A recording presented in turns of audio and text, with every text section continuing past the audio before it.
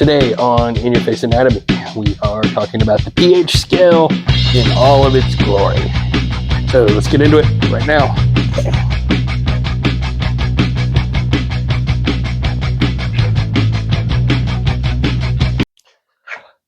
All right, the pH scale. So with the pH scale, what we're really talking about is the measurement of hydrogen ion concentrations.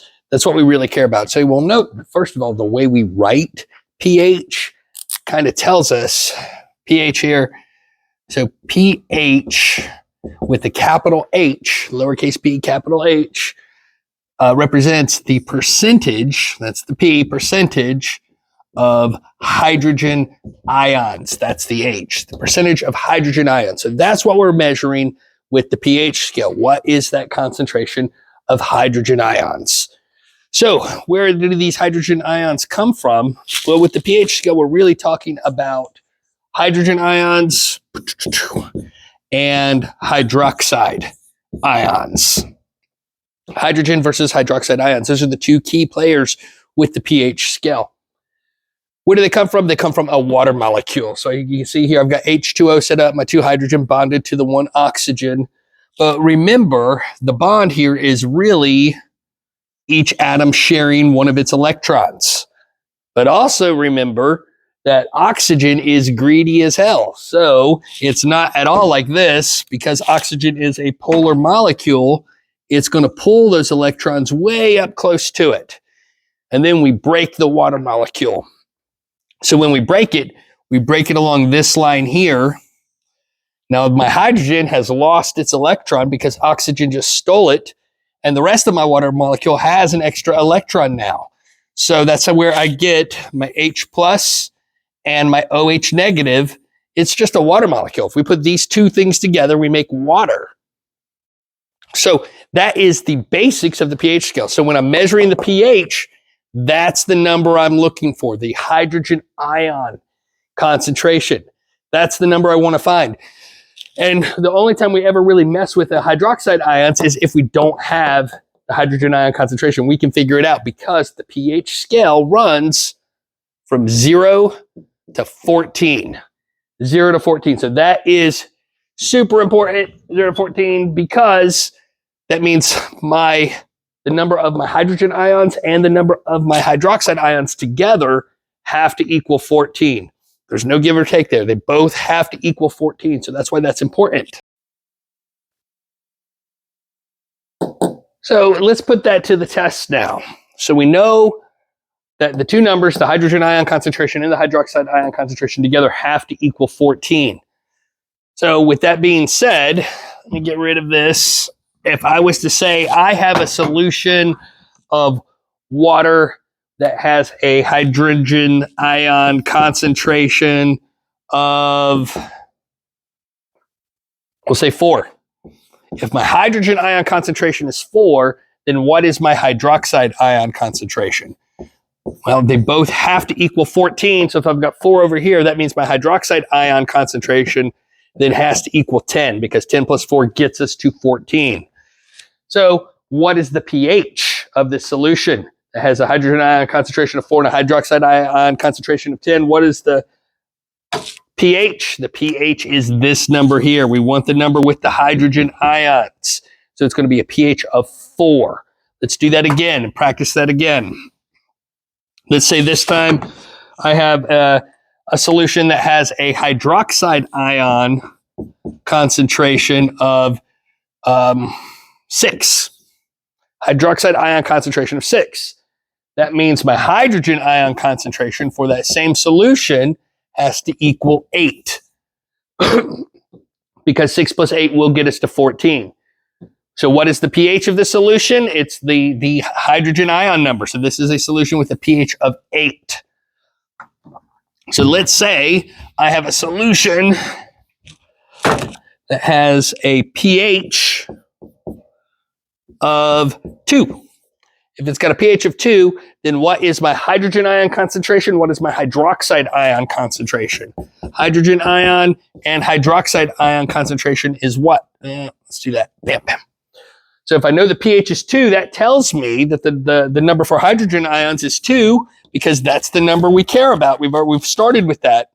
And my hydroxide ion concentration then has to be 12 to get me to 14. So the pH scale, if you can count to 14, you can do the pH scale.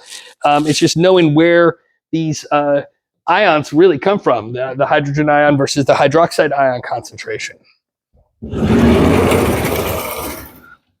So a neutral solution is a solution of 7. When we get that 7, that is neutral. That means I have the same amount of hydrogen ions as I do hydroxide ions. So any number below 7, we are going to call acidic. Acidic is any number lower than 7. Any number higher than 7 then is basic. Acidic and basic. So that means the lower the number equals the more acidic and the more hydrogen ions to make it acidic. So we're going to associate hydrogen ions with acids, hydroxide ions with bases. So the higher the number, if we're higher than 7, the higher the number is going to be the more hydroxide ions, and the more hydroxide ions, the more basic a solution is going to be. Normal human blood. Normal human blood, the pH of normal human blood is in this little range of 7.35 to 7.45 on the pH scale. So human blood is just slightly basic. We're just right above that neutral mark, but that doesn't leave a lot of room. That leaves 0.1 difference is what we're allowed to have with our blood. We get above that, we can roll into alkalosis. We get below that number, we're going to roll into acidosis, and that's going to cause health issues in the long term. So buffers are what our body uses to help maintain this narrow pH range because we don't have a lot of wiggle room there. So buffers they resist pH changes. Buffers resist pH changes, and they do so because they can donate or accept hydrogen ions as needed. So if we have too many hydrogen ions in our blood's too acidic, we're getting above that or getting below that 7.35. Because remember, the lower the number, the more hydrogen ions. So if we get below this and our blood becomes acidic, our buffers can sweep in and they can start accepting some of these extra hydrogen ions to get us back within that range. Or say we don't have enough hydrogen ions. Say our blood is getting above that 7.45. We're rolling into alkalosis at this point. And we don't want that either. So buffers swing back in and they can donate. They can give us some hydrogen ions if we need it to help maintain that blood level.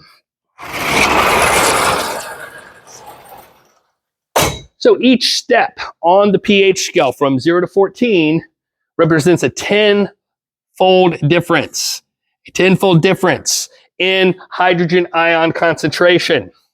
10-fold difference in hydrogen ion concentration each time we move up or down a step. Let's do that. Okay. So what I mean by that, I've got a solution with a pH of 6 in all of my examples here. What is the hydrogen ion concentration in the solution with a pH of 6 versus a solution with a pH of 7? So my solution with a pH of 6 is going to have 10 times the amount of hydrogen ions because I've gone from 6 to 7. Every step is times 10. So I've got 10 times. The lower the number, the more acidic. So that's going to have the more hydrogen ions in it, the lower the number. This is going to have more hydroxide ions in it. So again, a pH of 6 to a pH of 8. So I've gone from 6 to 7, from 7 to 8. That's 2. So that is 10 times 10, which is going to be 100 times the difference in hydrogen ions. That means my pH of 6 has 100 times more hydrogen ions than my pH of 8 does.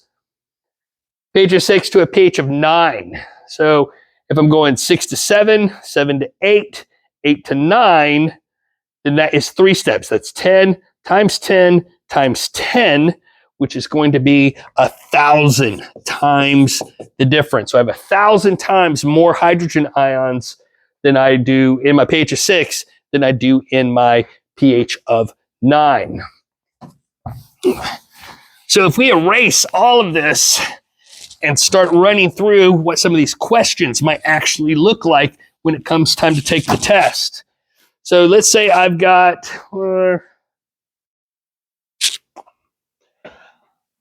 we'll say hydrogen ions of 4. That's just an easy one to go with. So then what is my pH for this solution? I'm probably getting too high on the board. Let me drop that down a little bit.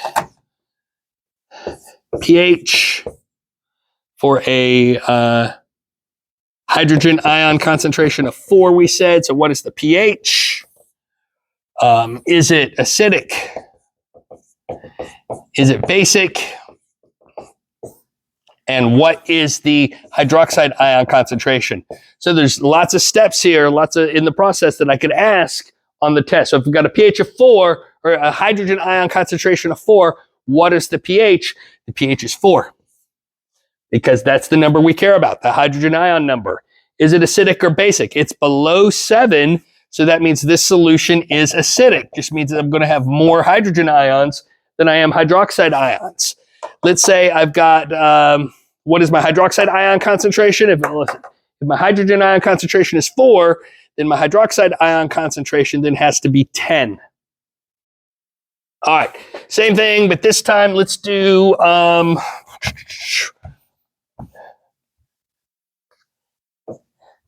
let's say I've got a hydroxide ion concentration of, 5. My hydroxide ion concentration is 5. What is my pH? Well, to find the pH, we need to know the number of hydrogen ions. They've given us the hydroxide ions. So 9 or 5 and 9, I'm gonna go ahead and fill that in, is going to be my hydrogen ion concentration because that gets me to 14. 9 plus 5 is 14. That's my hydrogen ion concentration. So what's the pH? The pH is my hydrogen ion concentration. So the pH is 9. Is that acidic or basic? Well, with a pH of 9, we're looking at this number, not this one. My pH of 9, is it acidic or basic? It's above 7. So this solution is basic, just meaning I've got more hydrogen ions or more hydroxide ions than I do hydrogen ions. So a couple of ways we can ask stuff on the test. I could say, what if I have a solution with a pH of, we'll say 7. Right down the middle, 7. No, let's not do 7 because 7's neutral. Let's do a pH of 12. I've got a pH of 12. What is my actual pH? Well, it's given to us. It is 12. Is it acidic or basic? Well, with a pH of 12, that's above 7, so that's going to be basic. So then what is my hydrogen ion concentration? That is 12. What is my hydroxide ion concentration? Well, if I've given a 12, then it's got to be a 2. So lots of ways I can come at you. pH scale is not difficult. Just know the basics on it, and you're going to be okay. Good luck.